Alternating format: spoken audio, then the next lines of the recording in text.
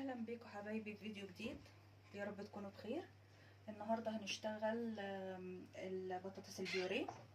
عندي كام وحدايه بطاطس جبتهم غسلتهم كويس قوي. على فكره يا جماعه الفرشه دي ممتازه في غسيل الخضار. غسلتهم بيها وزي ما انتم شايفين كده.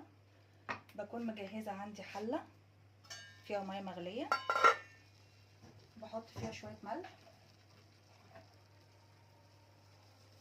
كده وبنزل فيها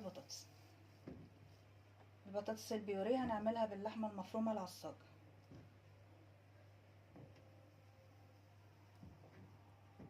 اهي، واسيبها بالمنظر ده تتسلق.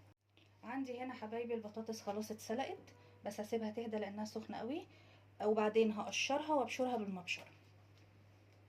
بالنسبه عندي بقى للعصاج اهو، جبت معلقه سمنه في طاسه اسيحها. جاهزه عندي بصله مبشوره او محطوطه في الكبه يعني، هشوحها. بعد ما البصله عندي كده اتشوحت بنزل باللحمه اهي. هي دي نص كيلو، ممكن تكون زياده شويه عادي، انا بشيلها في الفريزر عندي. تمام كده. فضلت اشوح فيها كده حبايبي لغايه ما اخدت لون واحد. تمام. بعد كده ابتدي احط التوابل، بهارات، زعتر، ملح، بس الملح شويه صغيره عشان لسه هحيق البطاطس. تمام. وشويه قرفه صغيرين دول احطها كده.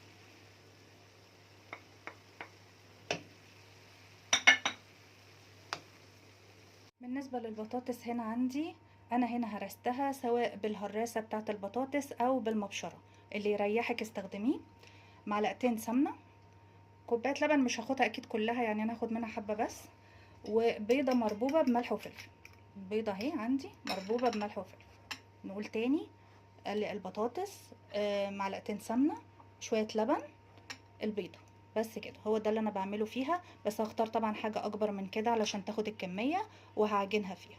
دي الصينيه اللي انا هستخدمها اهي. هو طاجن انا دهنته سمنه. بس كده نبتدي بقى نعجنها. البطاطس اهي جبناها في حاجه اكبر، وعلى فكره لو ما فيش ولا هراسه ولا المبشره بكوبايه على فكره يعني تمام يعني.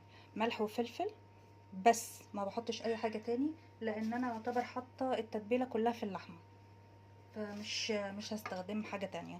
البيض احطه،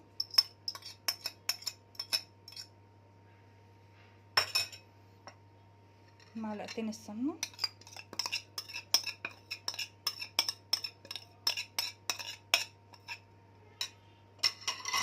اللبن هحط شويه صغيره اهو كبدايه بس، وبعدين هشوف هي هتحتاج لبن تاني ولا لا. هنا اهي عندي بعد ما عجنتها بالمنظر ده. على فكره ما احتاجتش ازود لبن تاني، هو كان بق اللبن الصغير بس اللي انا زودته فيها، ما زودتش لبن تاني، وهي اتعجنت معايا. هقسمها بقى نصين وهقول لكم هنعمل ايه. هنا عندي بعد ما ظبطت الحياء بتاع البطاطس قسمتها نصين، نص هنا في الطاجن، والنص التاني لسه احطه على الوش. وهنا ظبطت الحياء بتاع العصاج. تمام كده. هاخد بقى كميه احطها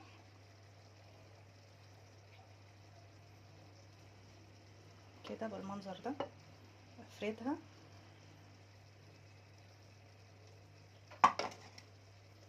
ونخلي بالنا بس من حياة البطاطس لانها ما بتقبلش ملح زياده، فنخلي بالنا بس في الملح، لان البطاطس ما بتاخدش ملح زياده. بس كده انا شايفه ان كده تمام. بصوا كده اهي. واحط بقى الجزء التاني. بالنسبه للوش انا مش هحط حاجات كتير لان هي فيها بيض وسمنه، فاحط بصوا نقطتين زيت بالظبط اهي. بس كده بفردها كده بالمنظر ده، تدي لمعه بس للوش لان هي فيها كل حاجه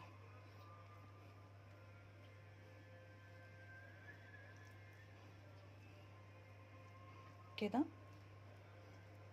وبدي رشه بسيطه خالص بقسماط ناعم كده،